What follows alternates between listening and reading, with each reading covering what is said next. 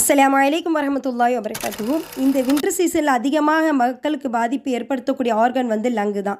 இந்த சீசனில் asthma patient வந்து வீசிங்கில் ஷார்ட் பிரெத்திங்கில் சிரமத்தோட மூச்சு விடுவதும் சிரமத்தோட மூச்சு இழுப்பதும் அந்த ரெஸ்பிரேஷன் என்பது சரியான முறையில் இல்லாமல் கஷ்டப்பட்டிருப்பாங்க.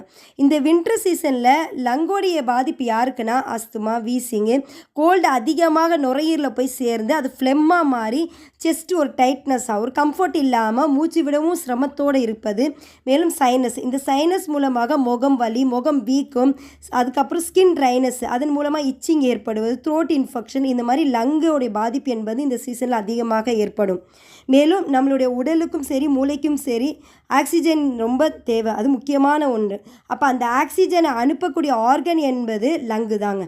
அப்படிப்பட்ட லங்கு நமக்கு அல்லாஹ் ஒவ்வொரு நிமிடமும் சுவாசிக்க கொடுத்துருக்கான்.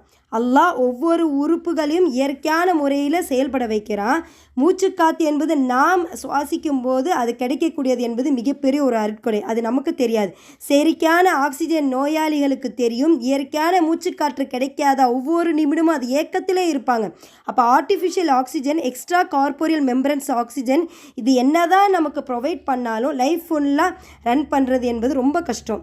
அல்லாஹ் நமக்கு இயற்கையாக சுவாசிக்க கொடுத்தானே, அவனுக்கு நம்ம நன்றி செலுத்துகிறோமா?